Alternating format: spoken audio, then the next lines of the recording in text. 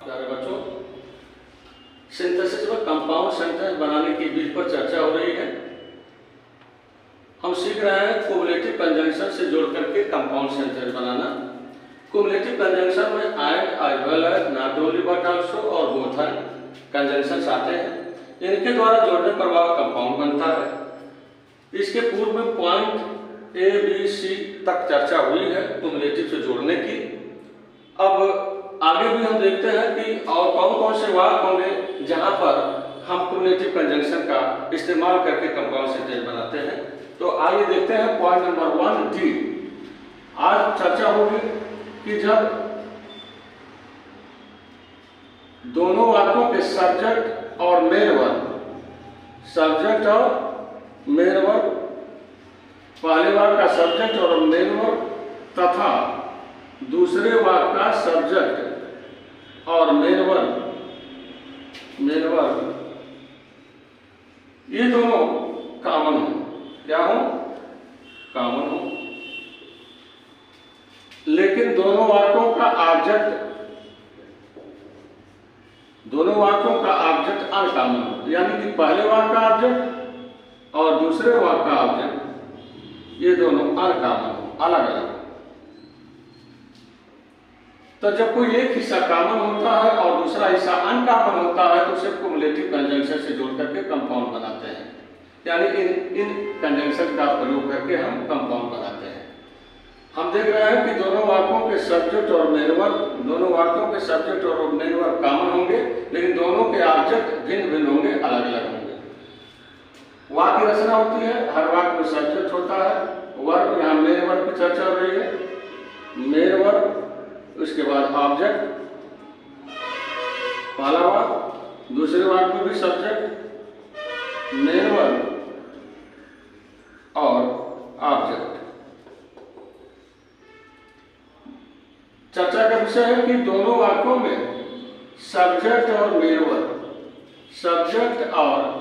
Main verb ये दोनों वाक्यों का कॉमन होना चाहिए। क्या होना चाहिए? कॉमन। लेकिन दोनों वाक्यों का जो ऑब्जेक्ट है, दोनों वाक्यों का ऑब्जेक्ट ये अनकॉमन होगा, अनकॉमन। तो इन्हीं दोनों अनकॉमन ऑब्जेक्ट को हम and, as well as, not only but also, both and से जोड़ देते हैं और कंपाउंड बन जाता है। देखिए, कंपाउंड बनाते समय दोनों में कॉमन क्या है? सब्जेक्ट है और मेन वर्ब, ये दोनों कॉमन है।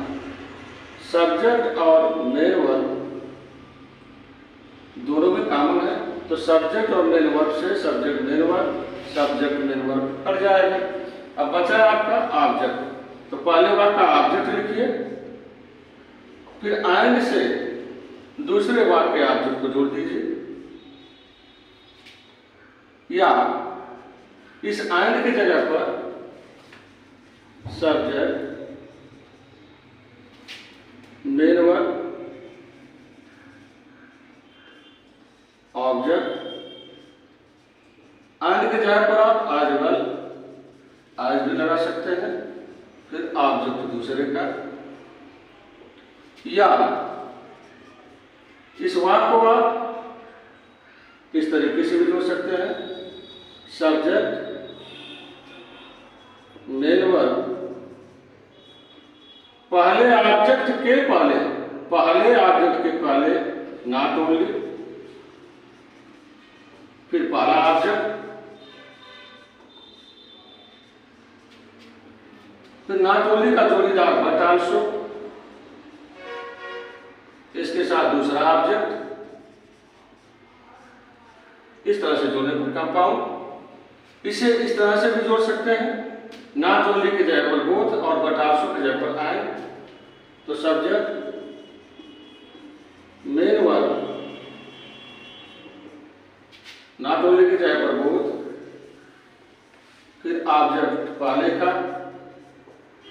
बोथ का जोड़ीदार एंड, फिर ऑब्जेक्ट दूसरे का।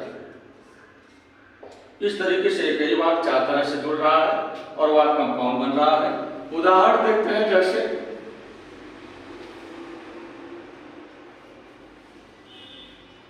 he bought a pen,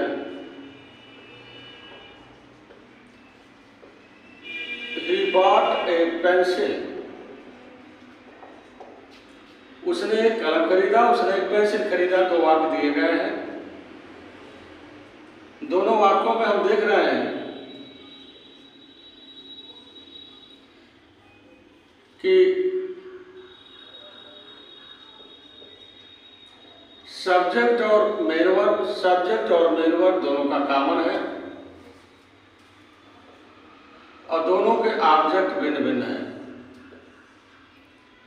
तो ये भिन्न भिन्न जो ऑब्जेक्ट है अनकॉमन है, इन्हीं अनकॉमन ऑब्जेक्ट को क्युमुलेटिव जोड़ता है। तो इसे कंपाउंड बनाते समय कॉमन ले लीजिए, ही बॉट। अब ही बॉट से ही बॉट कट जाएगा। अब ऑब्जेक्ट बचा ए पेन।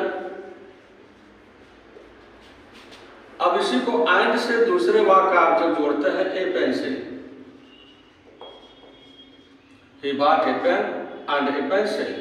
अब एंड की जगह पर आप एज वेल एज भी लगा सकते हैं। He bought a pen